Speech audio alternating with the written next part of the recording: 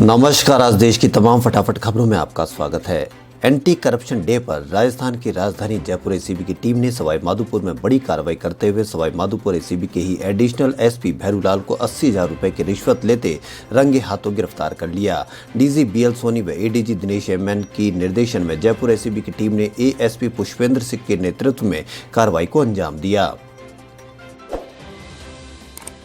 नीता अंबानी और मुकेश अंबानी के बड़े बेटे आकाश अंबानी और उनकी पत्नी श्लोका मेहता माता पिता बन गए हैं। श्लोका ने आज यानी 10 दिसंबर को बेटे को जन्म दिया। बच्चे के आगमन से अंबानी परिवार बेहद खुश है। बता दें कि आकाश और श्लोका ने साल 2019 के मार्च में शादी की थी। बेटे के आगमन के लिए आकाश और श्लोका को बधाइयां मिल रही है। अंबानी परिवार के प्रवक्ता ने इस खबर को लेकर बयान जारी किया है। बयान में बताया गया है कि भगवान कृष्णा के आशीर्वाद से श्लोका और आकाश अंबानी आज मुंबई में एक बेटे के माता पिता बन गए हैं। नीता और मुकेश अंबानी पहली बार दादा दादी बनने से बेहद खुश हैं। देश के इतिहास में गुरुवार का दिन काफी अहम रहा। प्रधानमंत्री नरेंद्र मोदी ने गुरुवार को नए संसद भवन की नींव रखी, जिसमें आधुनिक सुख सुविधाएं होगी। भूमि पूजन और सर्वधर्म प्रार्थना के बाद यहां प्रधानमंत्री नरेंद्र मोदी का संबोधन हुआ। प्रधानमंत्री नरेंद्र मोदी ने कहा कि आज का दिन ऐतिहासिक है और मील का पत्थर साबित होगा। पीएम मोदी ने कहा कि देश में अब भारतीयता के विचारों के साथ नई संसद बनने जा रही है। हम देशवासी मिलकर संसद के नए भवन को बनाएंगे। उत्तर प्रदेश के फिरोजाबाद से ऐसा मामला सामने आया कि जहां एक ही परिवार के 9 लोग कोरोना वायरस से संक्रमित पाए गए। संक्रमितों में दुल्हन भी शामिल है। संक्रमण के शिकार लोगों का इलाज चल रहा है।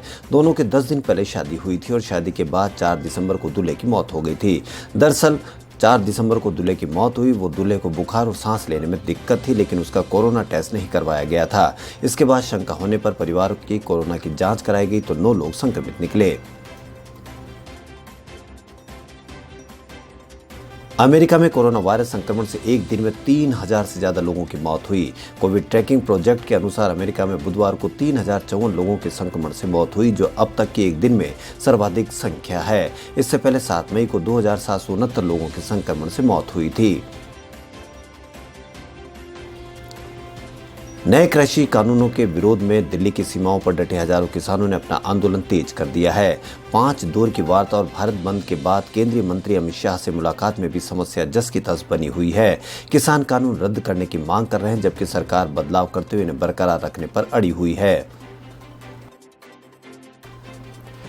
गुजरात के अहमदाबाद शहर में एक निजी अस्पताल को बंद कर दिया गया है, क्योंकि ये कोविड-19 अस्पताल नहीं होने के बाद भी संक्रमित मरीजों का इलाज कर रहा था। शहर की नगर निकाय इकाई ने गुरुवार को ये जानकारी दी। एएमसी ने एक विज्ञप्ति में बताया कि बुधवार को जांच के दौरान अहमदाबाद नगर निगम की एक टीम ने पाया कि नरोदा क्षेत्र के आत्मीय अस्पताल में कोविड-19 के 13 मरीजों का इलाज चल रहा है।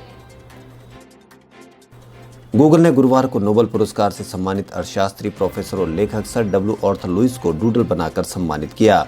इस डूडल को मैनचेस्टर के कलाकार कैमिला रूथ द्वारा बनाया गया है। आज से 41 साल पहले लुईस को संयुक्त रूप से विकासशील देशों को प्रभावित करने वाले आर्थिक बलों का मॉडल बनाने के लिए अर्थशास्त्र में नोबेल मेमोरियल पुरस्कार से सम्मानित किया गया था। लुईस को अपने शुरुआती जीवन में नस्लीय भेदभाव का सामना करना पड़ा। केंद्रीय मंत्री राव साहेब दानवे किसान आंदोलन में पाकिस्तान व चीन का हाथ बताकर चौतरफा घिर गए हैं। उन्होंने बुधवार को दावा किया था कि 3 नए कृषि कानूनों को वापस लेने के लिए चल रहे किसान आंदोलन के पीछे दोनों पड़ोसी देशों का हाथ है। इसे लेकर पहले शिवसेना नेता और राज्यसभा सदस्य संजय राउत ने अब महाराष्ट्र के मंत्री बच्चू काड़ू ने हमला बोला है। राउत ने तो पाकिस्तान और चीन के खिलाफ सर्जिकल स्ट्राइक की सलाह दे दी है। नकारात्मक वैश्विक संकेतों से आज सप्ताह के चौथे कारोबारी दिन यानी गुरुवार को शेयर बाजार में गिरावट आई। बॉम्बे स्टॉक एक्सचेंज का प्रमुख इंडेक्स सेंसेक्स 0.31% की गिरावट के साथ 143 अंक नीचे बंद हुआ। वहीं नेशनल स्टॉक एक्सचेंज का निफ्टी भी गिरावट के साथ 13,478 के स्तर पर बंद हुआ। ऑस्ट्रेलिया दौरे पर गई भारतीय टीम को भले ही वनडे सीरीज में 1-2 से शिकस्त झेलनी पड़ी हो, लेकिन विराट कोहली अब भी दुनिया के नंबर 1 बल्लेबाज बने हुए हैं। आईसीसी की ताजा रैंकिंग में कप्तान कोहली शीर्ष पर बरकरार है। सीरीज में 2 अर्धशतक के साथ 870 अंक जुटाते हुए विराट साल 2020 के अंत नंबर 1 बल्लेबाज के रूप में ही रहेंगे।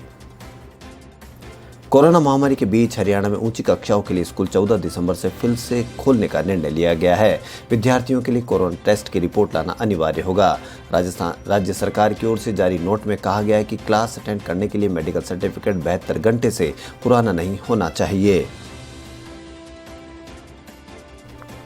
महामारी की मजबूरियां भी ऐसी है कि मनोचिकित्सक भी नींद की गोलियों का सहारा ले रहे हैं।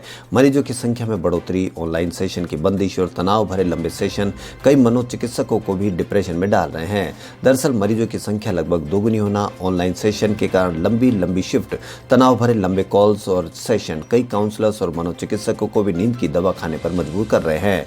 लीलावती जैसे बड़े अस्पताल से जुड़े मुंबई के जाने माने मनोचिकित्सक डॉक्टर भरत शाह बताते हैं कि ऑनलाइन सेशन के दौरान कई बार गंभीर स्थिति से गुजर रहे मरीजों को संभालना तनाव में डालता था कि मनोचिकित्सकों को भी नींद की दवा का सहारा लेना पड़ा।